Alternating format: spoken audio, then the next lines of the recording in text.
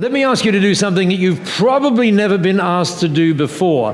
What I would love you to do is just look down at your shoes. Could you do that? Just look down at your shoes, and I want you, particularly if you haven't got sneakers on, I want you to have a look at the level of the shoes and just have a look at how clean you would see your shoes are. Just go ahead, have a look.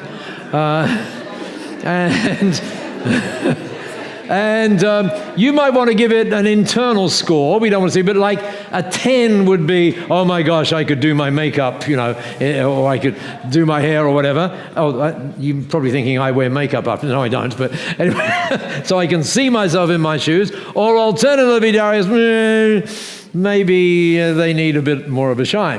Now, the reason I wanted you to do that is because I want you to come with me for a moment to an interesting place on the planet, and that interesting place is here. I want you to come to India just for a moment. Now, has anybody been to India? Anybody ever been? Oh, did any of you, keep your hand up if you got to New Delhi Station. Did anybody go to if you went to New Delhi Station, you know exactly why I'm asking you to look at your shoes, because when you land on New Delhi Station, you are surrounded by people who want to clean your shoes, whether or not you want them to clean your shoes. And in 2008, Masami just happened to be in New Delhi. Now, what you're about to see is not one of those stage things. We weren't aware this was going to happen. And this was kind of like the forerunner of the B1G1 study tours. And it happened that a friend of ours, his name is Tim Wade, was there this particular day in 2008, and he happened to have a camera to capture this. Now, the sound on this is a little bit iffy, so you're going to have to look at the subtitles on this.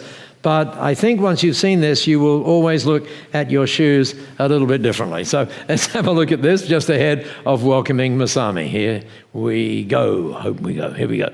New Delhi Station. Creeping up on a very rare species. Her name is Masami Sato. You can't find her everywhere, yet she's everywhere. Okay, tell me 3 things that you've learned so far on this trip that you'll take with you forever. We think we have more, and we think we have something to give, but actually we came here to receive. Wow. I think that's probably enough. What was it, at what point did we make that distinction of we think we have more, but really we don't?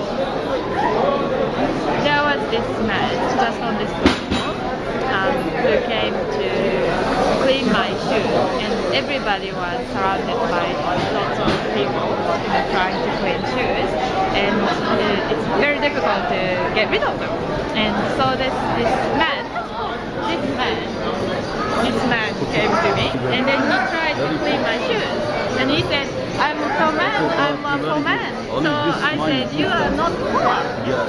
So I stopped down because he put the cream on without my permission. Yes?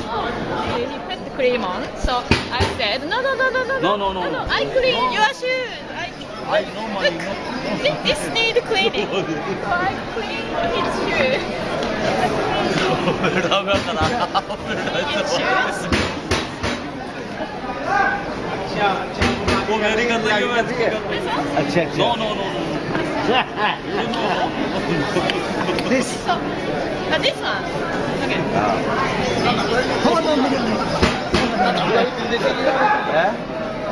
okay when we think we have more, then they think we have more and they have less, but we think his shoes can be clean, then he smiles. Yes, you right, you very good. And be friends. Yes, I do wife.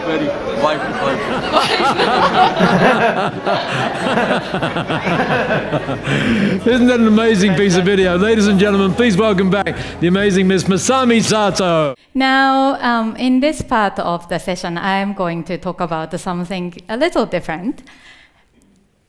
So here we're going to explore how we can create truly impactful businesses. And I believe in this room there are some people coming from organization, educational institutions. So it's not necessarily that we are part of businesses, but actually being part of organizations is also the same thing. That together, how can we create amazing teams, organizations, and businesses to create maximum positive impact? So we're going to explore this.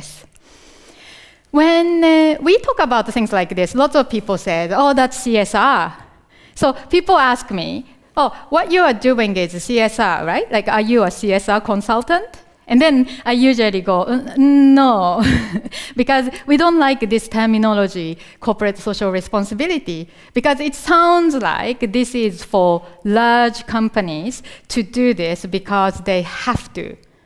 Responsibility, they have to.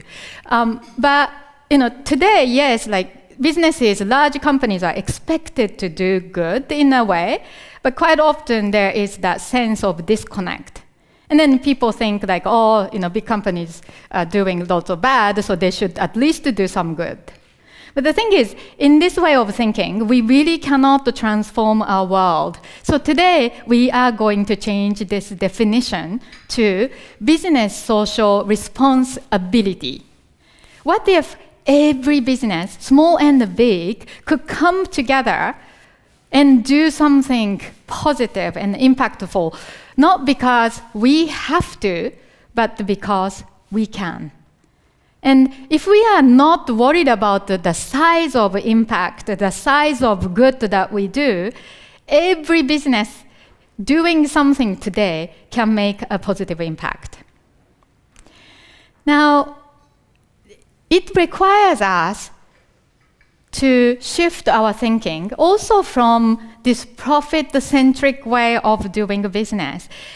However, making profit is very important because if we are not doing that, then we cannot continue what we are doing. So if we had an important mission to accomplish or important problems to solve or value that we want to add, we have to make sure that our businesses are sustainable so we can do more of it. But the focus changes to purpose-driven focus. So we start from the understanding of how important our work is, the value that we have, and then provide and maximize that value we can provide. So that creates more profit or power for us to do more of what we are believing in. The world has some trending words today, and one of those words could be sustainability. That's why, even some of the global leaders in the United Nations together created the Sustainable Development Goal, because sustainability of this world is so important. We cannot continue to live our life and do what we do if our world cannot sustain, the nature cannot sustain. However, when we talk about the sustainability, because the word sustainability also can be like too big, individual people or small businesses might not know what we can do to contribute toward sustainability. So that's why when we think about the sustainability, one way to make it really close to our business is to think about our business sustainability. Because if our business cannot continue doing what we do, then we cannot do our important work. In the world of thinking about sustainability and your sustainability or business sustainability, I'd like to show you two interesting statistics. The first one says this: 84% of customers, people today, are seeking responsible products, and this happens in more in so-called like more developed countries. However, everywhere around the world, this number is shifting and going up. And then the second number is this, that 78%, so this one is specifically US statistics, but it's becoming similar in many of the developed countries again. So 78% of people, and especially young people, are seeking career that's good in the world. So if businesses are only providing benefits, job benefits, for example, by saying like you get paid more or you get more holidays, then they have a less chance of attracting a high quality, good workforce of committed individuals to work for them. Or if you are selling something similar with your competitors, just by reducing the pricing or trying to improve the material quality or speed of service, it's becoming more and more difficult to maintain the good relationship with customers as well. So another big trending word today is probably trust, because so many business leaders today are saying that the trust is the new currency. So when we want to grow our business or sustain our business, to make more money, then we could invest in so many different things and pay to get more social media likes or exposure. But trust is not something you can buy, even if you spend a lot of money. So how do we create something like trust, which makes our business really sustainable? And I'd like to show you two things that potentially contribute significantly toward the creation of trust in business. The first one is this: empathy. Many would say in order to create trust, you have to be honest and integral. And that's true. If you are deceiving people or lying, then of course you cannot create trust. But today, just by being honest, it doesn't mean you can create a truly deep sense of trust. But imagine if everybody in your team come together through deep sense of empathy to try to solve the problems and the pain of your customers and clients, or really understanding opportunities to connect. Empathy is something that really drives trust, and people in the teams and companies can make their own decisions if they have a true sense of empathy. The second thing is this: long-term thinking. The world became really short-term thinking because even leaders in large companies today are hired or evaluated or even fired based on short-term performances, like profit performances on a quarterly basis. But if the leaders of organizations are making all short-term decisions for maximum short-term gains and not thinking about the long-term development or creating long-term trusting relationship, how can it be really sustainable? Or how can we together create a sustainable world? So those three things, long-term thinking, empathy, and having the sense of trust, is so important for business sustainability.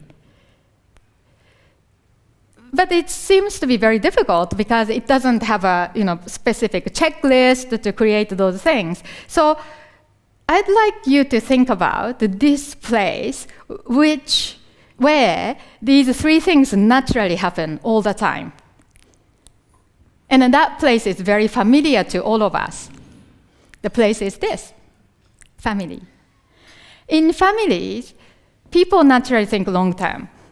Parents in the families don't invest in their children's education to get the short-term quarterly academic performances, do they? They are investing in the children's education because they want to see the long-term benefit of that. Because they want to see their family members to have a truly sustainable, happy, healthy lives. So that's why we invest our time and effort toward building great families.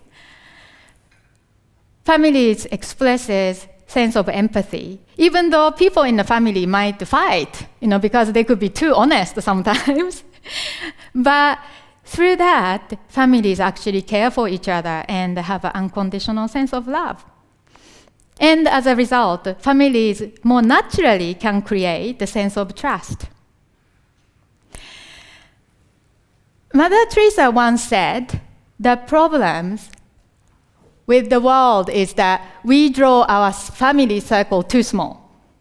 That's what she said. She didn't say, the problem with the world is that there are too many selfish people, or problems are too big that we cannot solve them anyway. She did not say any of those things, but she simply said, the problem with the world is that we draw our family circle too small. I'm showing this picture because this picture is a picture from Japan, and that's Mount Fuji. And I'm not showing this picture just because I'm from Japan, but because there is this amazing statistics about Japanese businesses. More than 50% of world's longest lasting, longest living businesses are Japanese businesses. So if you look at the companies that are more than 100 years old, and then look at how many companies exist in each of different countries, more than 50% of those businesses are Japanese businesses. But Japan has about 2% of global population.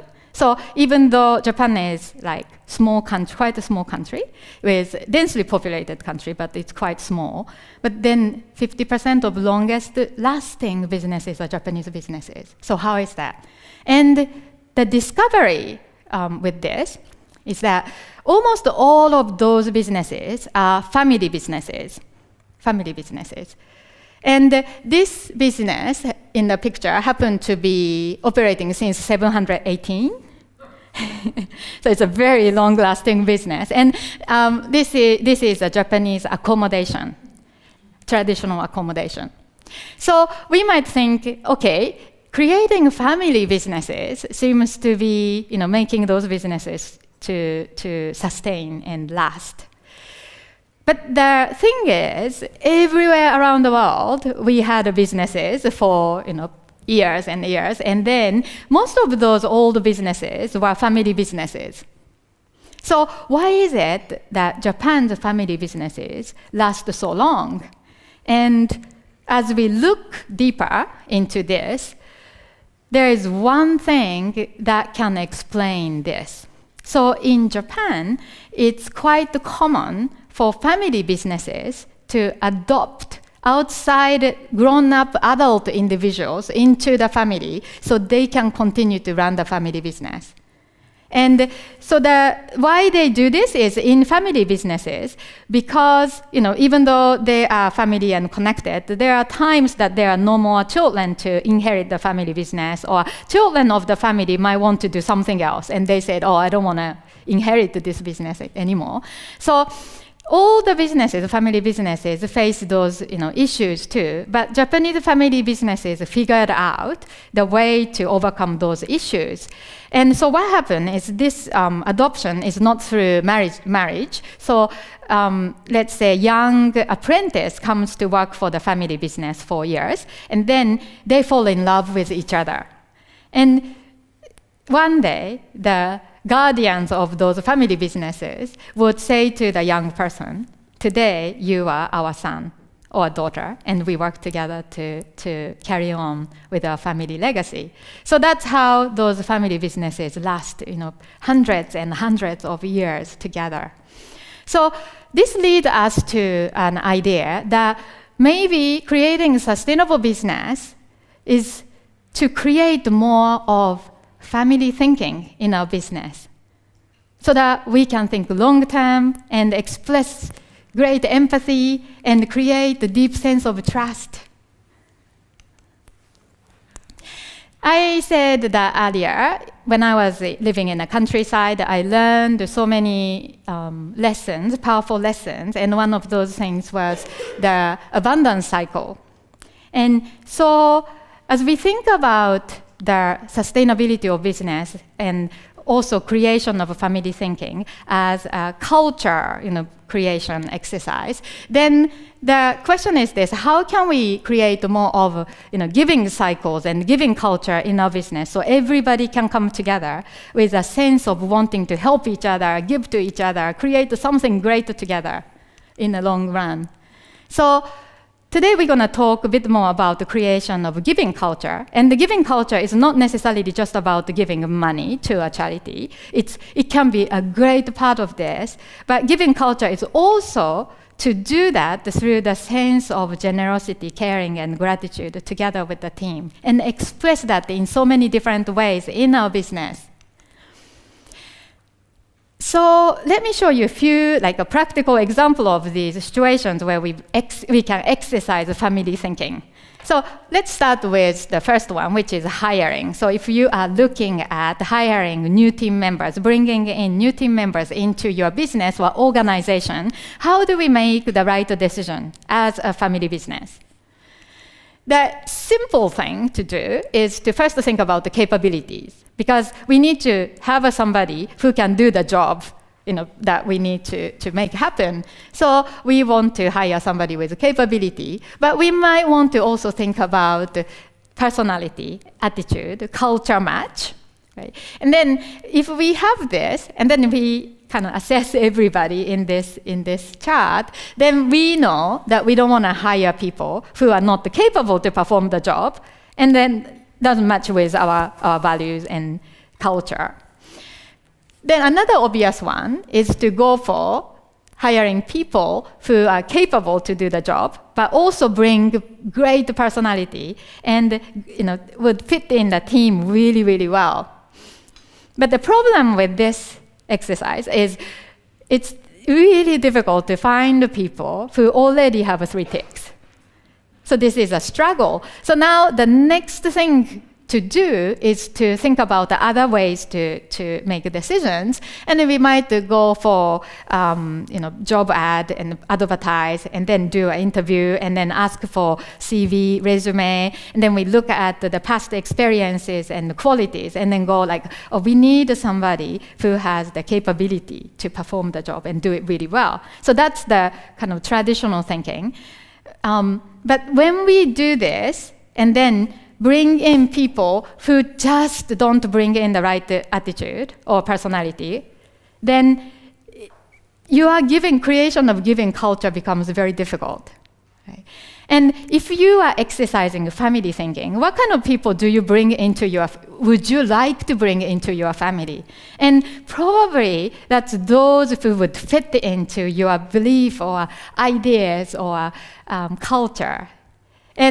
But the thing is, what happens if those people don't have an exact right match with your need today? And if you have a time to invest in the person or let the person to grow, then you might want to go for this section.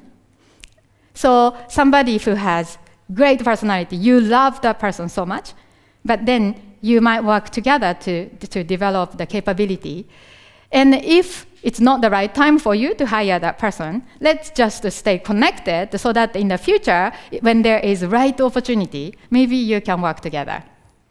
So the next part of this, I want to show you this picture because this is the picture of our team in Singapore. And with a relatively small team, we make lots of things happen around the world in so many countries. So we require them to do many things. And there are so many things that our team have to do for the first time. So these young people may not have the ready skill set, and then quite often, because we found that by placing a job ad, finding the right person is very difficult, we open up a lot of internship opportunities during the university internship time, and then people come and experience the work with us for a few months. And then, as a result of it, some of those individuals really fall in love with us, and we fall in love with them. And when they graduate, they might come to work with us, or they might go to work for big companies first for experience. But a few years later, they realize, actually, they want to come back to B1G1. So many of the team members join like this way. Now, when we are to create a giving culture, and then because of the type of work we do, people think like for us it's easy to create a giving culture. But the thing is, it's not true, because on a day-to-day basis, no matter what great things you may be doing or you may try to do, actually, every person needs to do things that may not be so inspiring, or administrative things. So we got to do this very consciously. And I'd like to show you some of the examples of the things that we do in our organization Not because you should do them, but because when you look at those things, that may give you new ideas for you to create a great family business that you want to be part of. The first thing, we have core values. And when we came up with the core values, Paul and I didn't say to our team that these are our company core values and you have to follow them. But what we did was to bring everybody together and said, if we are to create amazing impact and work together and enjoy our work, what kind of qualities do we need to express more of? And then everybody said lots of things like, creativity or caring or generosity. So then we wrote down every word, and then we ended up with over 60 words on the board. And that's too many. So what we did was to say, okay, which ones are not necessary, mandatory from everybody? Because certain qualities are good to have or nice to have, and some people might exercise more of those, but others may not be so good at that, and it's okay. But there are certain key qualities that we believe that every single one of us in our business or company had to have. So we closed out some of the items, and then next we said, okay, let's combine similar ones together. Then we ended up with just 6 words. So let me show you what we had. Desire to improve, open-mindedness, courage, accountability, respect, and enjoyment. And then we shifted the sequence of this, and then we realized that there is a very important acronym there. We call Do Care. That's because we believe that the doing and the caring together can create a real impact. It's not just about doing lots of things without really knowing why we would do those things.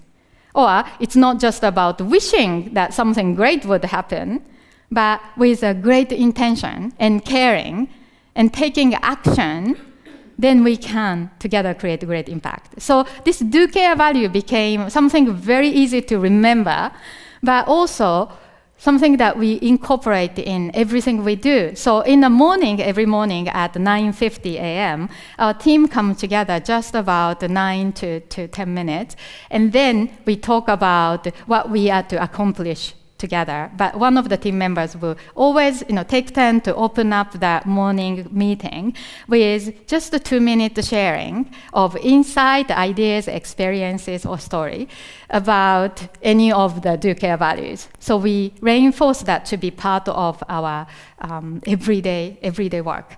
And then we started to use this for our quarterly reviews. So every quarter, for the last few years, I sit down with every one of the team members, one-on-one, and then talk about all the things they achieved, what they want to improve.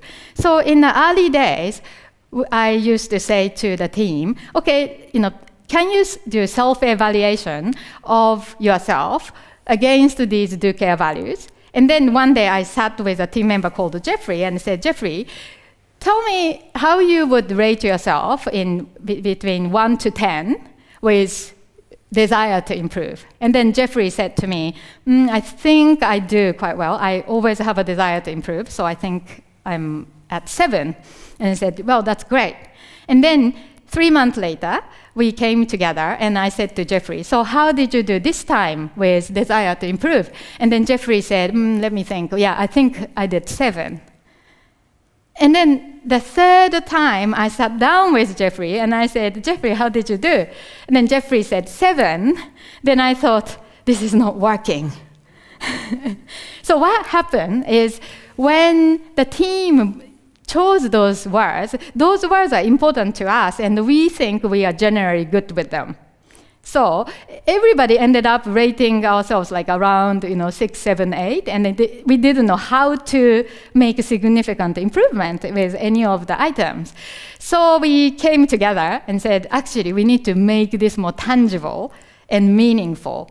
So what we did was we discussed certain specific behaviors related to each of these value items, and then we listed down what are the specific behaviors we should demonstrate more of, and what are the specific behaviors that we might want to do less of. Then we ended up with something like this. So you don't need to look at the detail of this, but what I want to explain is that this line here is the line where we need to meet. So we got to be above this line all the time. So the top blue one, blue zone, says admire the leadership behaviors. So those are only for the leaders in teams and organization or project management. So if you are regarded as a leader, then you want to demonstrate more of the blue zone behaviors. And the green zone behaviors are desired behaviors for any team members. Every one of us, even the junior person who started today, can demonstrate more of green zone items. And then the orange ones, we regard as the minimum expectation. Then we focus on that specific item. And this can change through the team dialogue, because we notice different things. And then the red zone below the line says below expectation. Because there are certain things that some of us would do without being even conscious about, and no bad intention, but we may have a bad habit.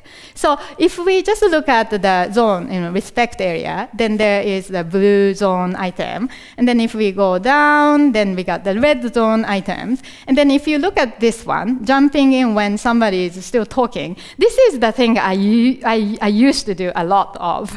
And then I did not realize that until we had an open team conversation. And a couple of team members said, oh, Masami, when you jump in, when somebody is still talking, that actually blocks the person to complete the thinking process. Because I get too excited when I see a great idea, and then I jump in and say, wow, that's a great idea, do you mean this?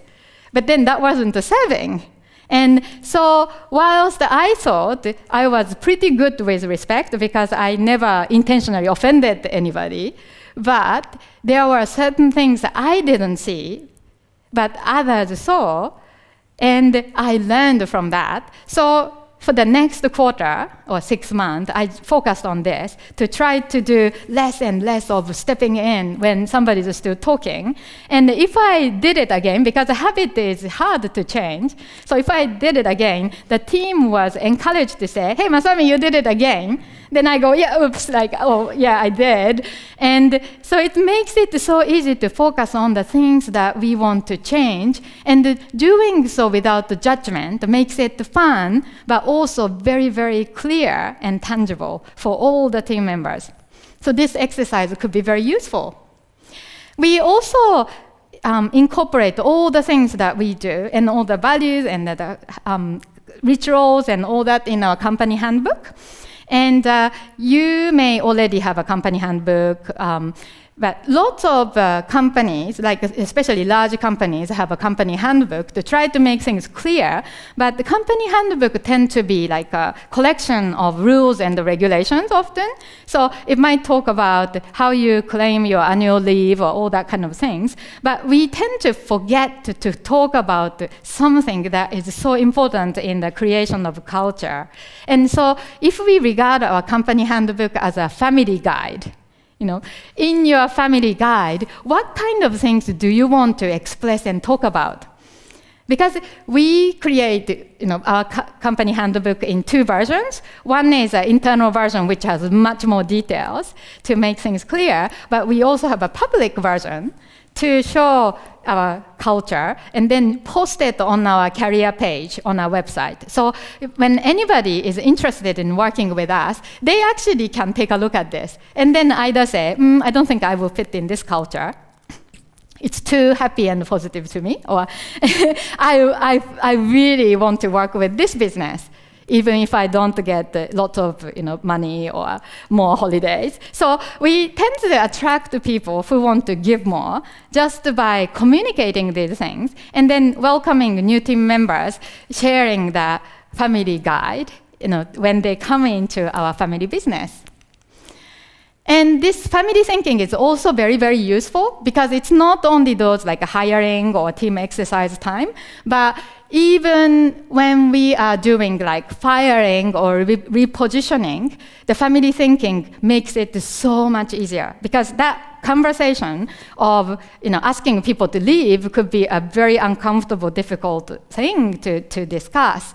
But when you exercise family thinking, nothing is so difficult because if you are the truly caring guardian of the family, and you care about the individual team members unconditionally, if you see somebody not performing in the job because their capability match is just wrong, that person is trying to do something who she is not, or if the attitude is not matching, so that person is never feeling comfortable or happy working in the team, would you rather let that go and let that keep happening, or would you like to have that conversation, important conversation to discuss how that person can move on to a better job that fit with that person? So anything that we do in business, decision making or having conversation, if we exercise family thinking, things get easier.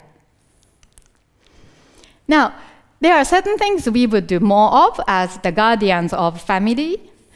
First of all, we show up to show the exercise, the example. Be the example of the great family business rather than commanding everybody to do things.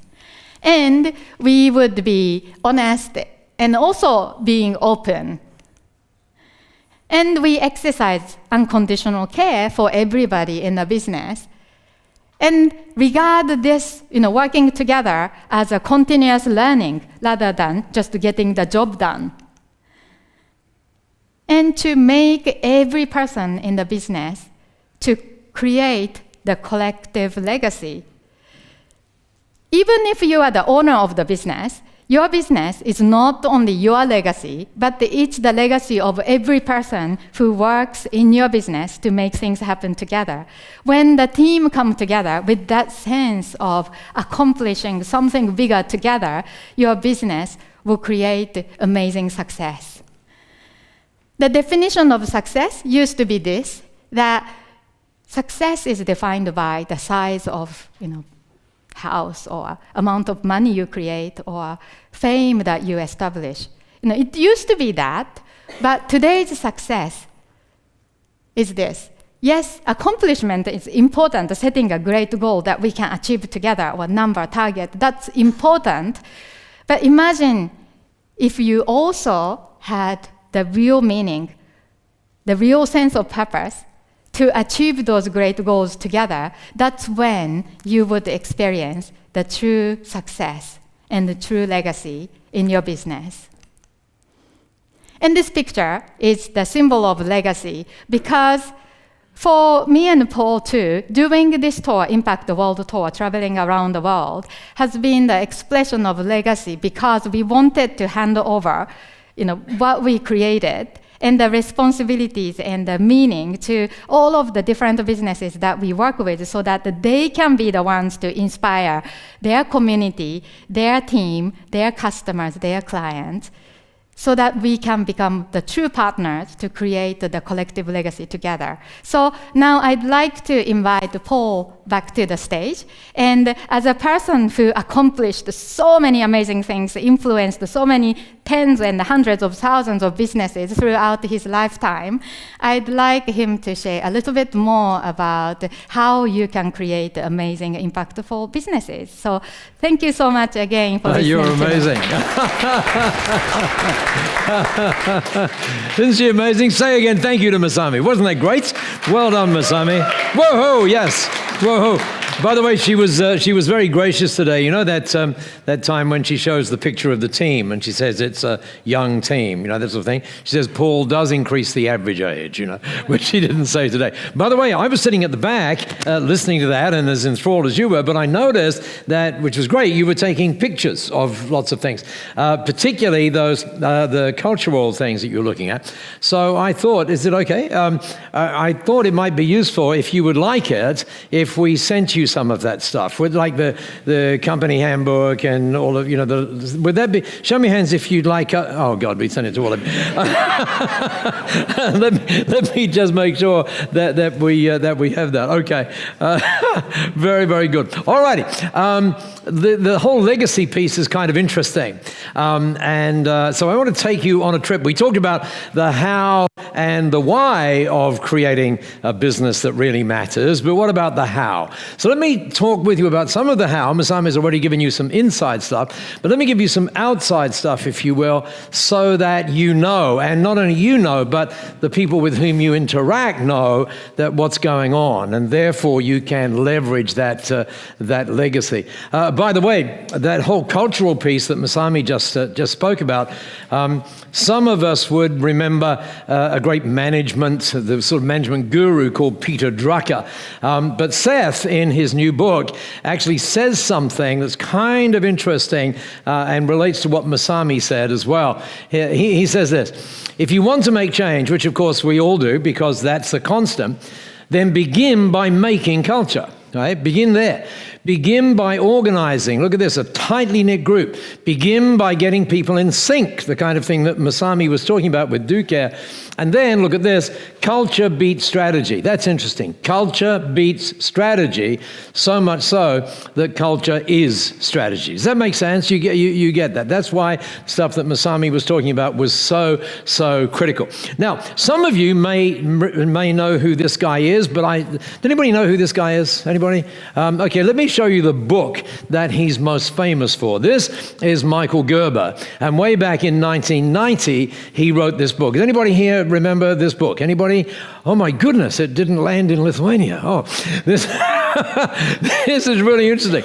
And you can see it's called The E-Myth. And if you go to Inc. magazine right now and you say, what are the 8 books that entrepreneurs should get, this is still there, even though it was written something like 20 or 30 years ago.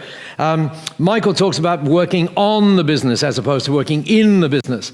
And I read this book, I was reading it, and I got to page 31. This was in 1990, and I went, oh my God, he wrote this just for me. This is me right here, working on, not in. And so I instantly thought I need to bring Michael to Australia, which is where I was then living and working, to work with the 23,000 businesses that we were doing all of the work with. So I went to the back of the book to connect with him. This shows you how long ago it was.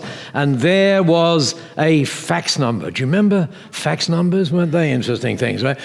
I mean, think about how courageous the first business was to get a fax machine. Like, who the hell are you going to talk to, right? But anyway, so I faxed him and I said, Michael, I want you to come to Australia to talk with 23,000 businesses. And he said his first reaction, by the way, being American might not surprise you, his first reaction was, well, I can't because I don't have a passport, right? But anyway, we said, go and get a passport. And we got him to come to Australia, and we had something like close to 1,600 business owners in various rooms around the country.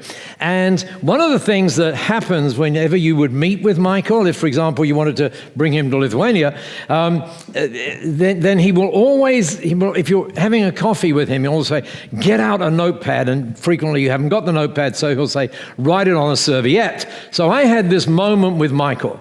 And he said, Paul, write this down. Here's what he said to me. He said, there is no such thing as a company. Now that's a weird thing to say. And I said, well, Michael, there are 1,600 coming to see you. He said, all there is are processes, was the way he said it, or processes. So no such thing as a great company. All there is are people who create great processes and then stitch those processes together. Is that making sense? This is not different departments. This is different processes. So, for example, this process up here could be as simple as, here's how we answer the phone. Right? You get what I'm saying? It's very, very fine processes. That's the note to take, fine. And what you do is you pick the process like this. I'm going to show you how this relates to the implementation in just a minute. And you ask this question.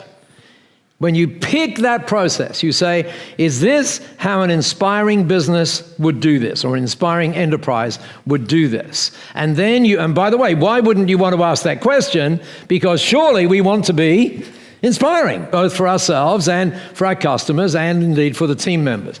So when you do this, I promise you what will happen. When you do this, you will end up, we talked at the beginning about moments, you will end up creating what we call a connected moment. When you start to think about how you can use processes that inspire people, that's what will happen at the end of it. And so what you do is you now got color in the process, you put it back, you work on the next process. In other words, what happens when people come into the store? What do we say? All of that kind of stuff. What happens when people look at our website? What do they do? How do we track it all? So you start doing all of this stuff, and all of a sudden you start to build these connected moments, and it really does happen suddenly, because then you keep going, and pretty soon, people will say about you, oh my gosh, what an inspiring company this is. But the most interesting thing is they won't know why they're saying it.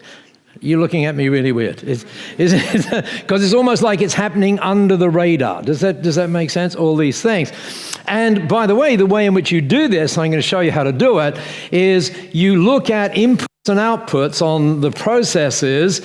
And by the way, POS doesn't mean point of sale here. It means power of small. So with that sort of background to it, then let's do this. Let's figure out how this works. I want you to take this note. Building an amazing business, you don't need to take the whole note, but we've already said that building an amazing business is about connection. But early on, maybe before you got in the habit of taking notes, what I want you to know, it's about moments of connection, not just connection. For example, how many people during the break came up and we exchanged cards? There were about 4 or 5 of us who did that, where I gave you my business card. A couple of, yes, your first name is? Greta. It hasn't changed. Thank you, Greta. That's right. And you'll remember, Greta, I gave you my card, right? You remember. That, by the way, is the card. I made sure it was this way around, and then I did this. Well, yes. But what's interesting is, and we now know this through scans that we can do of brains and stuff like that, so just think it through for a minute. And I know this sounds like ridiculous, right? But it's not. It's all about moments of connection, right? So what happens when I do this, notice there's a drop of my head, and we know, because there are things called mirrored neurons, that when I do that, you will do that. That's exactly what happened, by the way, in your case. So we do this, and then your head goes down like that, and then we exchange it. And in every case where that happened during the break, there was one word that came from the people's mouths. That one word was, oh. Remember the word that we were talking about before. So this is how you build these connections. It's all about looking at the moments. So for example, if you were then, by the way, you might say, well, Paul, what's the difference? Imagine this was a business card. Just imagine, okay? How do people normally give the business card away? Like this, right? Here's my business card. Let's extend the motion. Here's my business card. And funnily enough, we now know that when the brain sees that, it actually translates it as, you clearly don't value that which you're giving. Show me hands if you see that. I mean, it's really weird stuff, but it's important stuff. So one of the things we would look at as you look to implement anything in your business, not just B1G1, but you would get do you call these Post-it notes? Is that what you call them? Or sticky notes or something like that? Do you have these things in? What do you call them? Tell me what you call them. Post-it notes, okay. I can speak Lithuanian. Post-it notes, okay. So what you do is you stick these, and by the way, you revisit this, in our case, around every 3 weeks. Why do we revisit it every 3 weeks? Because you know that there's a new app, there's something new, right, that happened, or maybe you were testing a particular thing and you wanted to figure out how it worked, and so you're frequently moving these things around. Frequently. This is the way to build extraordinary companies. This person, by the way, do you know the business called Gallup? Do you know Gallup? like Gallup polls. Pretty much whenever you read a poll, it will be from a company called Gallup. It will also increasingly be from a company called Cone. There's a lady called, as you can see there, Alison De Silva. She just started blogging about 4 months ago, and I couldn't believe it when I saw her first blog. By the way, how would you like to have a title, Executive Vice President of Purpose? Isn't that sort of cool, right? And have a look what she says, because it's really interesting. She says this, and bear in mind, by the way, please take photographs of it, because that tells us that you're interested in it, but bear in mind we're going to send you this stuff anyway. So, purpose defines an organization's authentic role and value in society. Look at this word. That allows it to simultaneously, at the same time, grow its business and positively impact the world. Masami talked about this thing about the giving spirit. One of the things that happens with B1G1 business owners is they frequently say to us, when we said, well, what happened? They say it transforms the business. Now, that's a huge call for someone to say that. So we then say, oh, why did that happen? And they say, seriously, they say, because it shifted the spirit of the business. So this is all about shifting the spirit. So the question is, how do we do it? Look at the word she uses. Must be deeply embedded within the organization. Kind of thing that Masami was talking about, the brand and the experience that is delivered. And then she went on to say, companies should humanize their purpose and make it relevant and tangible for individuals. And they need to back that up to show the impact. There's that word, right? Impact of their efforts, whether that is through data and metrics or heartfelt stories of beneficiaries. Now, you are taking out of that what you want to take out of it. What I take out of it is up here in this deeply embedded piece right here, is that it in lots of places around the world, people go, they sort of play, it's almost like they're playing at it. And they say, oh yes, our business, XYZ company, proudly supports ABC charity. You know, that sort of thing that goes on. My understanding of that up against this is that is not deeply embedded. Does everybody make sense? It's just kind of there. But we need to deeply embed this stuff. And look, here we go. Humanize their purpose, show the impact, must be deeply embedded within the organization. So the thing that I would love you to get as you think about how you apply the sorts of things that Masami was talking about, and indeed B1G1, is this whole thing about deeply embedding it, really making it belong. So with that in mind, let me give you some ideas as to how you might be able to do this.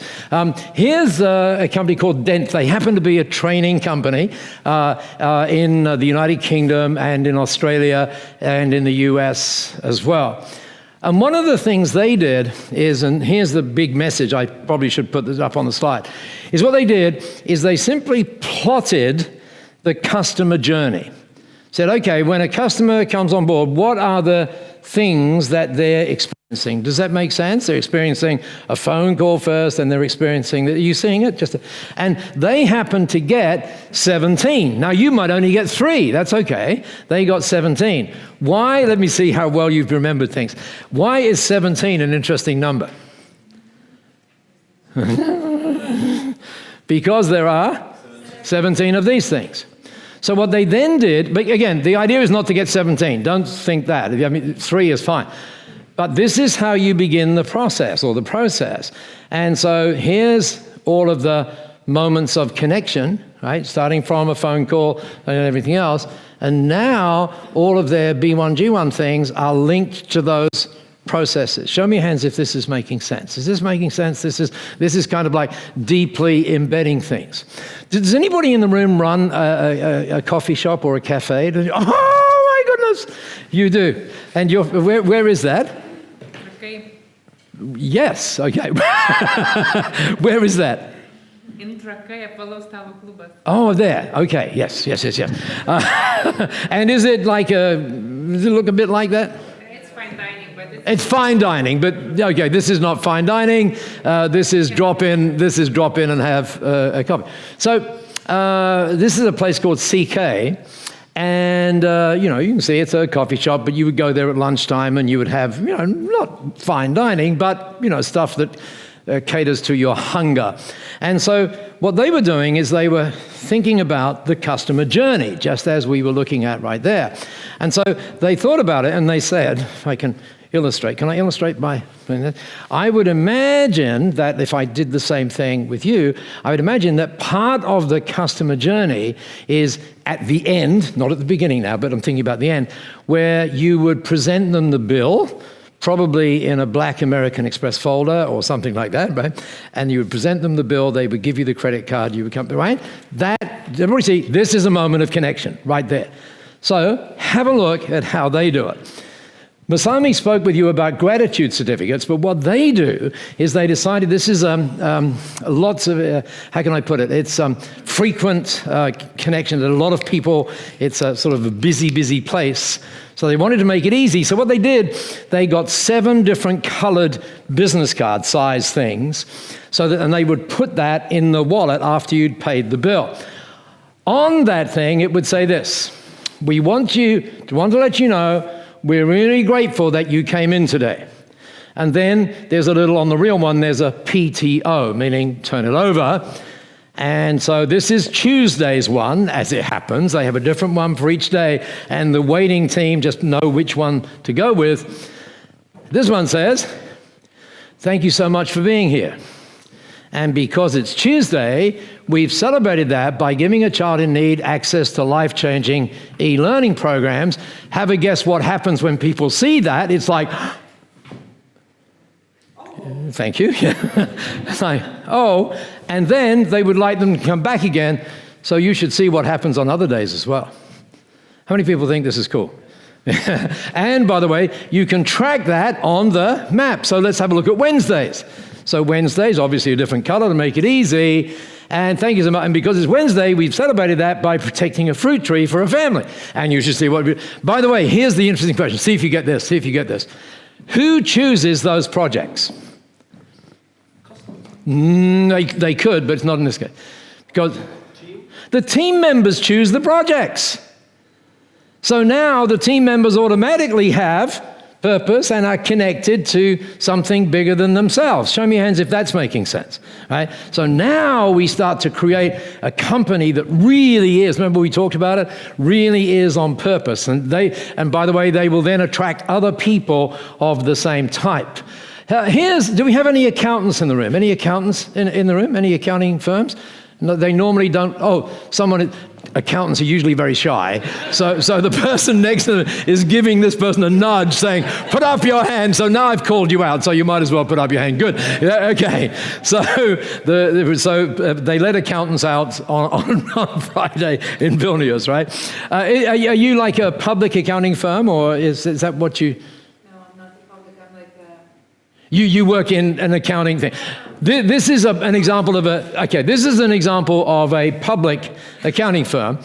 And one of the great things, Masami alluded to it, in terms of now how to do things, is you can create what's called a giving story. So this is an internal document. So let's imagine we were in the accounting firm and we wanted to do this. We might create a giving story that links it to something. So we're going to link it to creating a tax return. So when we complete a tax return, next we can put a photograph in here. This is an internal document that's being created. Boom, click that. It says the US tax form. So now we pick a project. They're going to choose food. Why? You'll see in a minute. They search. The system, the B1G1 system now finds projects that have something to do with food. There's lots of them, obviously. And they see one. Boom, there it is right there. And it says, rescue a meal for the hungry. Here we see the global goals that it relates to. And look at that, 11 cents to feed a homeless person. How many people think that's extraordinary? It is, it's absolutely extraordinary. So now what they do, they create it, and they say, oh, we're not going to do 1, we're going to do 18. And so now they've created the giving story. When we complete a tax return, we rescue 18 meals for the hungry. Now, by the way, this doesn't happen automatically. They're still in control of what happens and so on, although it could happen automatically. So now the question is, we understand it from the business point of view, but since we're talking now about interactions, what does that look like from a client point of view? In other words, a customer of the accounting firm. So it would look something like this. When you finish, you get this little, Egley will show you some of them later.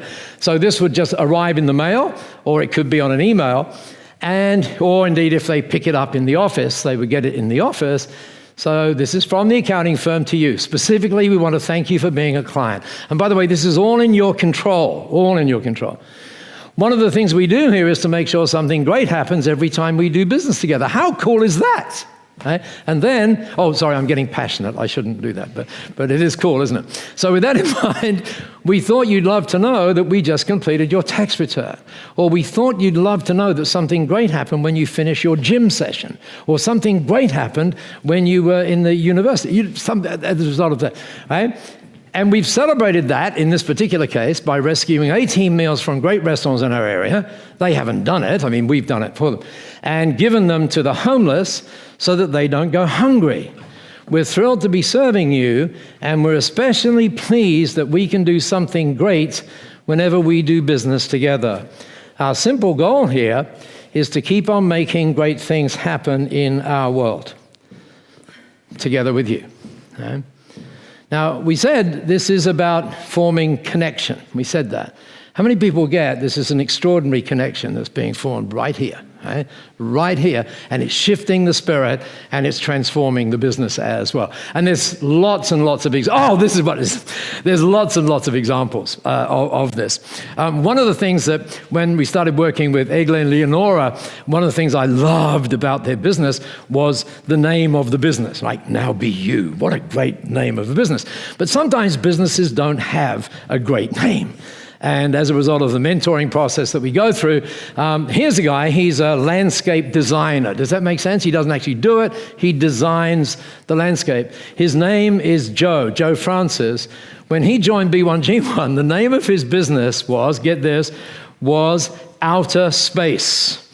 And I had a lot of difficulty saying to Joe, when your business name is Outer Space, I perceive that aliens are going to serve me. You know what I mean? So maybe you need a better name, and since you are B1G1 Business for Good, why not call yourself Gardens for Good? How many people get that just shifts it right there? Just shifts it right there. So have a look at what he does. It's kind of cool. And again, this is through the mentoring processes that we do for our premium partners. So typical website. Here's what we do. But now it gets interesting. Look at this. Immerse yourself. Look, there's the word, connect. Immerse yourself in what we're doing. And notice how these are little processes: listening, designing, delivering, serving, caring, exploring, implementing, giving, celebrating. And you'll see why we're doing it, which is very important. And if you'd like to see how we do it, look at our process page and click here to visit the process page. So now you're talking about impacts near and far. So this is just looped in from the B1G1's site. So now let's say you want to have a look at how it does it. Here's how the magic happens. 7 simple steps. 1, initial inquiry. Tell me more. Look at the connection that's going on here, because he is Gardens for Good. But the magic is number 7. Have a look at number 7. It's really cool. The garden party, right? Now, what do you think? You know what a garden party is, right? It's where you go. And so, Joe, this is the way. By the way, how many people sort of got some ideas just from looking at that website as to how you can start communicating this stuff? So, the garden party is really cool because let's just say Violetta. Let's just say you're the client of Joe. So when the final plans are there and you accept them, he says, one of the things that we should do is we should have a garden party. Would that be okay if we have a garden party? And what I'd like to do, I'd like to pay for the drinks and stuff like that. And if it's okay with you, at one point in the garden party, I'd like to stand up and tell your friends, because it will be your friends, tell your friends what a wonderful client you have been. Would that be okay? Have a guess what they'll say. Yeah, that'd be fine. So have a guess where Joe now gets his referrals and his business from. Show me your hands if you're getting this, right? It really is interesting when you start to implement it in an interesting way. This is interesting. How many of us use LinkedIn? Can I see hands? Look at that. Of course you do, because Egley was talking about you doing the thing, right? Well, have a look at this. This is a one-person business that you're about to see. His name is Adam Houlihan. And if we go and have a look at Adam's site, not his site, by the way, but we'll show you that in a minute. Whenever you connect with Adam, because he's part of B1G1 and because it's integrating as to what he does, you'll get this, something like this. Hello, Jonathan. That's if your name is Jonathan. It will obviously be the name of a king or a duke if you're in Lithuania. Thank you for your connection request. When you did that, something great happened. You've helped prevent blindness in 11 children. Now, interesting thing, obviously, this changes, right? Because it doesn't have to be the one thing. It could change every second if you wanted it to change. In his case, this is changed by the VA, the virtual assistants that work with him. And then down the bottom, you see, I believe that every business has the power to change lives and so on. So again, thank you. Together, we've made a huge impact. Again, you can see the connection. And people look at that and they say, oh, I see, that's how Adam must be getting a lot of business because he does it that way. That's true. But this is a very important thing. That is not why Adam does this.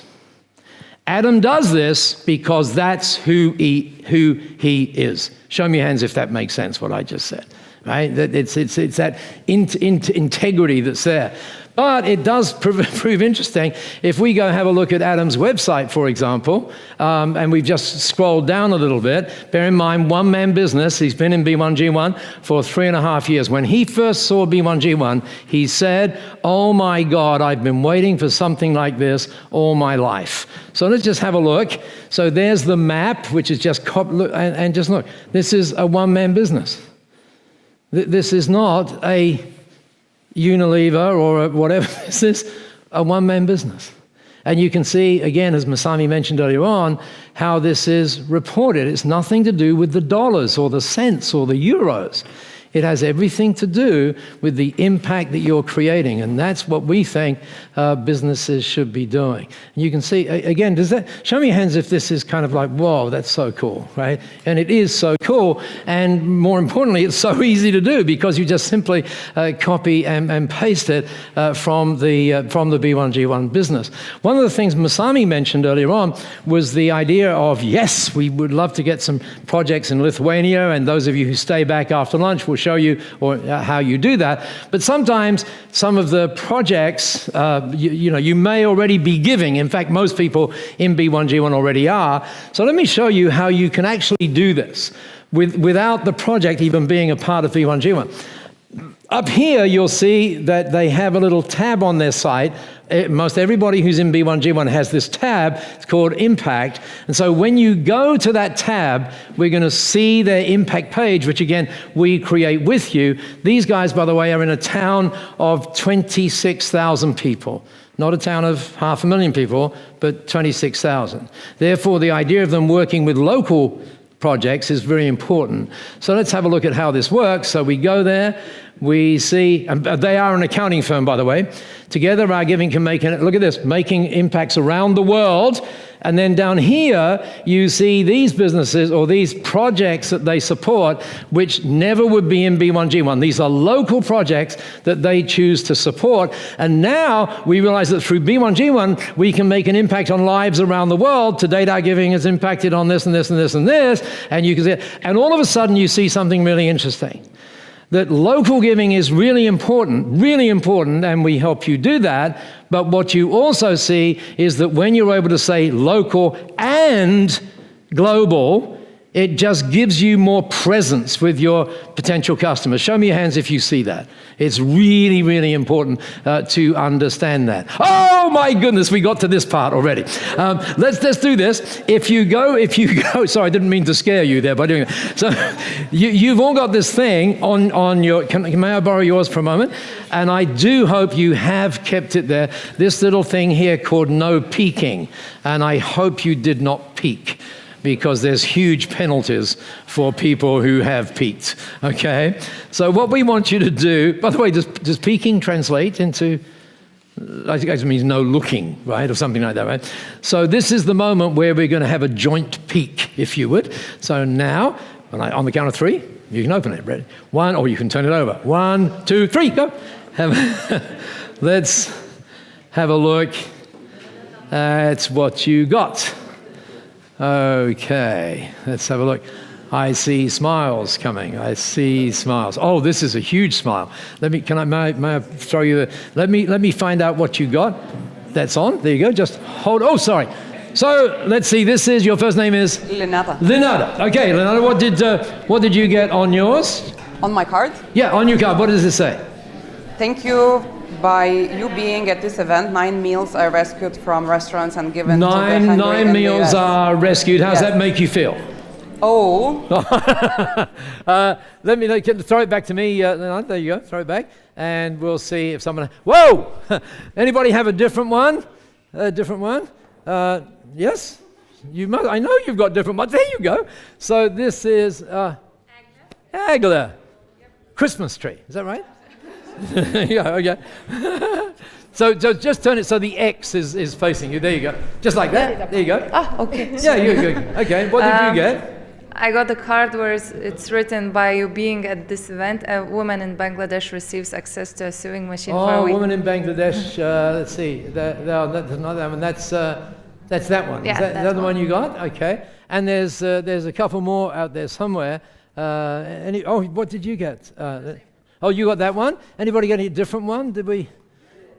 Different one? Oh, okay. Thank you. By you being at this event, a person in Malawi gets access to life-saving clean water for There a you year. go. There you go. Pretty cool, huh? Yeah. Yeah. Did that say for a year? For a year.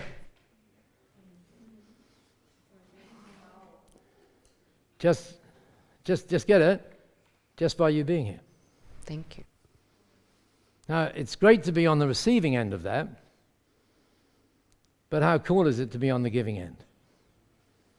When we finish this event, have a guess what we do? We count up the number of impacts that we've made together. Does that make sense to you? It's like really, really important. Thank you for that. Thank you. By the way, you also won the Catchbox, that thing there. I'm only kidding. All right. It's very important, by the way, I already acknowledged the guys from, we call them Be Now, Now Be You, I should say. And so I thought you'd love to know that the people who are hosting this, including the guys from Catalyst, by the way, that you're going to meet after lunch, are doing great things. This is Egle and Leonora and Yeva making this stuff happen. So you can see here, you can see they're giving impacts, and you can see it's spread around as well. You'll see, I think, in the minute, there you go, there they are impacting. There's the impacts on the global goals, and here we see their map and everything else. Can we just once again acknowledge these people here? Can we do this? This is awesome. There they are. Look at that. There they are. Woo! There you go. And if you'd like to find out more about all of that, then that's where you go. And I tried to pronounce that, and I said, oh, it's Kelly and I save it. And apparently it sounds nothing like that. So anyway, that's why I wrote it up there, so you know where to go. Okay. So with that in mind, let's just, shall we do this? Yes, just very quickly. One of the great things that we're seeing now, Masami talked about culture, and one of the great things we're seeing now is how people are using B1G1 to establish goals, not just monetary goals, which is really interesting, but actually giving goals. This is a lady who now has 3 B1G1 businesses. Have a listen to this. Her name is Sue Ellen, and hopefully you can understand through the accent. She's in PR. And HR is what you do. I'm really excited to share that What's Next PX is now officially members of B1G1, just like What's Next and Your Secret Sauce. We have joined now and just made our first giving impacts. So we have just then provided a business loan, provided bookkeeping skills, and also a business training program, all to women in Malawi. And that's because part of our vision at What's Next PX is to help 100 female entrepreneurs in developing countries to start a business and create a future for themselves, because I'm a big believer that entrepreneurship creates the opportunity for us to provide for our families and our communities, and there's nothing more important than those women in developing countries having that opportunity. Obviously, females in entrepreneurship is incredibly close to my heart, so I'm super excited that What's Next PX is B1G1, and we've got our goal of 100 women a year starting a business that are in developing countries. Just so cool. Just so cool. Just so cool. Imagine getting a job with Sue Ellen, and she says, "By the way, let me tell you about our target. Our target is to make $500,000 this year." I mean, but then she tells you about this target. Guess what you are? You're inspired and want to be a part of it. Does that make sense? So, and there's all sorts of ways that we can do this. But what I wanted to do just quickly, because of time, there's so many examples of this, but what I wanted to do because of time is get back to the importance of these of these sustainable development goals. This is a guy, until about 6 weeks ago, he was the CEO of Unilever. His name is Paul Polman. He is regarded as still one of the most sustainable business owners in the world. People, you go online and you look at Paul Polman, Paul P-O-L-M-A-N, and you will see. He also is part of an organization which is called the Performance Theatre. And each year, and there's just 150 really interesting leaders in this organization, and one of the things they do every year is they select 6 people, he said, holding up 5 fingers, 6 people from around the world to be considered for what's called, or to be honored by being a nominee for what they call the Inspiring Leadership Award. Previous people who've done that are Sir Richard Branson, Melinda Gates, some people whose names you would recognize. It also happens that Masami Sato is one of those people who's been nominated. That happened 2 years ago. And what happens is when you get acknowledged like this, you get to go to their conferences of these 150 pretty interesting people around the world. And so here we were in Berlin. This was on June the 1st last year. And Paul Polman was there, and he motioned over to Masami and said, "Masami, come and have breakfast with me because I want to know a little more about B1G1. And during the conversation, he said, "Oh my gosh, you have a camera handy?" And we said, "Well, we have an iPhone." Right? So he said, "Okay, let's go out on the street here in Berlin, and I just want to do a piece to camera." And so have a listen to what he said. I think it speaks well about what's possible. So have a listen to this. Well, first I'd like to thank Masami and the B1G1 movement for their enormous impact that you're having. 145 million acts of kindness already reached in this world. Nearly 2,500 companies belonging to this. And your philosophy is 100% right. Business is there to serve society. If we cannot find what our purpose is and positively impact society, we frankly have no reason for being. You capture that very well in the B1G1 movement. We have a wonderful opportunity right now in this world with the Sustainable Development Goals. 17 goals with a simple objective to irreversibly eradicate poverty and do that in a more sustainable and equitable way. And frankly, that agenda cannot be achieved without the private sector or the business community. If every business would see how they can contribute to the Sustainable Development Goals, they will have a true purpose and a true reason for being. We see increasingly that the businesses are discovering the opportunities of the Sustainable Development Goals. Just looking at very simple areas of food and land use, at cities, mobility, and health and well-being, we think it unlocks about a $12 trillion opportunity, can create up to 380 million jobs, and yes, it will come from the small and medium-sized enterprises. I'm fortunately to be the CEO of Unilever, but in our value chain we have 80 to 100,000 small and medium-sized enterprises. And we certainly all want them to be driven by purpose. If and when they do, it unlocks an enormous energy, it attracts the talent, it makes people engaged at work, it cuts costs, it drives opportunities, and ultimately the long-term success of your businesses. I thank you for what you're doing, and I wish you a lot of success on your journey. Thank you very much. Pretty cool, huh? Pretty cool. And we're not, yeah, go ahead. It is that cool. And we, by the way, are seeing a lot more companies at that end of the market now looking and saying, wow, we see what small business can do, but isn't it amazing what we can do when we work together. Now, talking of working together, on your notes, because of time, I'm going to skip a little piece here, which says, if you go to the top of your notes on the left-hand side, you'll see it says three things again. And what I want you to do there, perhaps over lunch, do it over lunch, talk with the person next to you, and let them know about 3 things that you think you now want to do as a result of being here. Is that okay? You got the idea? Just 3 things. And if you get 1 thing, that's really fine. So don't worry about getting 3. So one of the things that we began with today, and whenever you speak, you want to try and sort of tie the bow, as it were. So I began today by that, with that Steve Jobs message. So I thought a good place to begin, or to end, by the way, before we end, have you enjoyed your day? Has it been okay so far? Has it been, it's been good. It's been more than that. Okay, so let's have a look at this. Because I mentioned that it was seriously inspiring for us yesterday to, the guide before we went on the tour, he sat down in this hotel and he said, before we go on the tour, I just want to show you a book that I used to read as a child.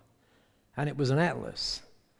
And it was the atlas where it started with Lithuania like this, and then Baltic to the Black Sea, and then this happened, and then this happened. We spent 20 minutes going through that whole thing. I never realized half of that. Well, in fact, I read the 10th of it. And it was amazing to really understand that and then put that in the context of what's going on here. And so that history is really, really crucial. But I like, and I don't want to take away from that, I think, it just becomes who you are, and that's very powerful. But anyway, Steve Jobs said it this way. He said, let's go invent tomorrow rather than worry about what happened yesterday. And we have now that really important springboard, I think, here with all the great things you're doing. He also said this. He said, being the richest man in the cemetery doesn't matter to me. Going to bed at night saying we've done something wonderful, that's what matters to me. One final thought for you, well, 2 final thoughts actually. Let me just wish you happy mattering as a result. Oh, by the way, you realize the day isn't over. Actually, we've got so many things happening after lunch, right? And it's all going to be in Lithuanian, so I'm going to be here learning from from that, and some great people, particularly Darius and all the guys from Catalyst. So just to tie the bow around this little piece of your day, and again, thank you for being here, happy mattering, and just think about it this way, when you matter more, when your mission is not about serving you, it's actually about serving others, right? That's that whole piece around mattering more. And then the final little piece for today is this part of it. Always remember this. When your vision becomes clearer than your memory, then your future becomes more powerful than your past. Thank you so much for being here. I can't tell you, it's been great being with you. Thank you so much. Thank you so much. That's awesome. Awesome. Masami, come up here. Just come here. Quickly.